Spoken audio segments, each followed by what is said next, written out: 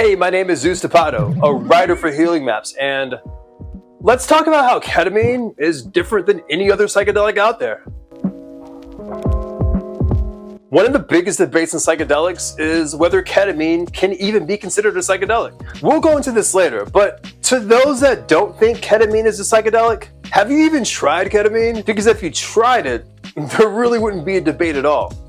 Ketamine produces a subjective effect that can range from a person feeling like their body is bending through time and space as they walk. And if you sit down, you gotta deal with the K-hole, which is a state of extreme physical disassociation. But these trippy effects are similar to other psychedelics like LSD and psilocybin.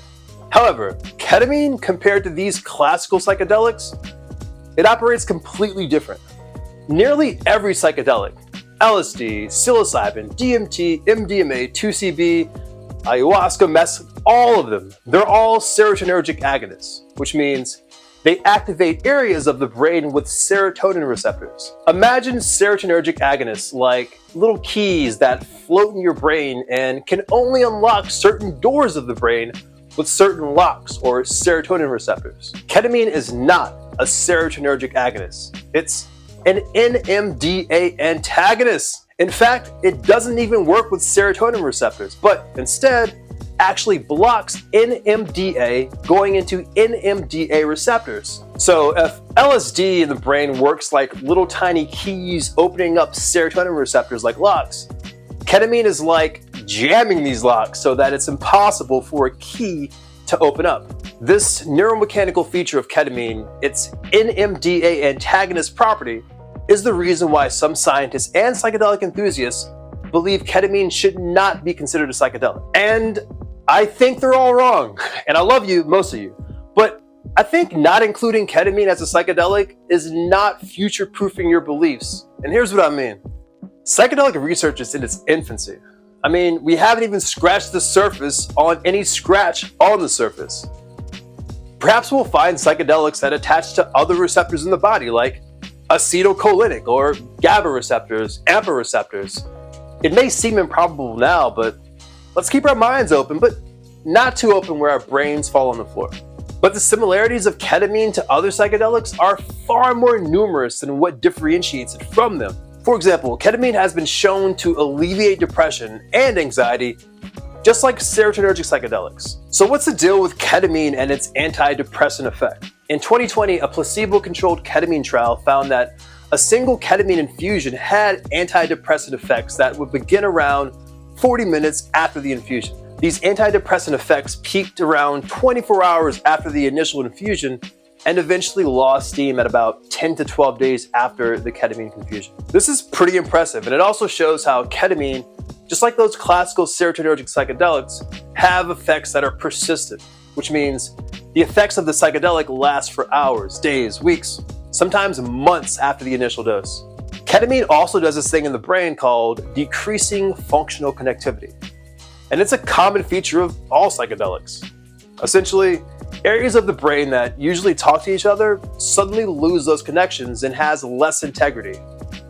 It doesn't show a decline in brain activity, but more like that brain activity is just getting weirder and we don't fully understand what's happening. And also, while we're on the topic of the brain, there's evidence that a single dose of ketamine leads to higher dendritic spine densities in the medial frontal cortex of the brain. Now, what does all that mean, and why did I tell you any of that? Well, I'll tell you right now. This occurrence of dendritic spine densities increasing is something we've seen in nearly all psychedelics. And the reason why we know this? It's because of the work of Lingxing Xiao at Yale University. I've never been to Yale, so that's what it looks like.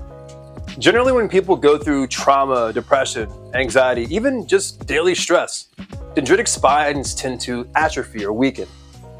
In the case of psychedelics, ketamine included, these dendritic spines in your brain go through spinogenesis, basically rebuilding and strengthening, which is linked with a person feeling subjectively better after a dose of psychedelics. And finally, between an NMDA antagonist like ketamine and the rest of the classical serotonergic agonist psychedelics, that distinction that we made earlier, it's not even that important. And it's not important because there's evidence that ketamine actually interacts with serotonin receptors as well as NMDA receptors. Wait, ketamine works with NMDA receptors and serotonin receptors? Get you a psychedelic that can do both. There's some clinical evidence that shows ketamine actually enhances the serotonin receptor activation of other psychedelics. In a study with rats pre-treated with receptor blockers, they found ketamine's interesting ability to alter physical movements and make everything all weird actually comes from an interaction with both dopaminergic and serotonergic receptors. So there you have it. Ketamine is different from other psychedelics, but conceptually and scientifically, it's still a psychedelic. At the time of this video being published, ketamine is actually the only legal psychedelic available. Johnson & Johnson made a nasal spray called Spravato, which is basically ketamine you shoot up your nose. You can even book your own ketamine appointment in your town this week if you qualify and you're into that sort of thing. Which, if you're watching this video, I think you are into that sort of thing. Now, time for me to disappear into the K-hole like this. I'm still here? Oh.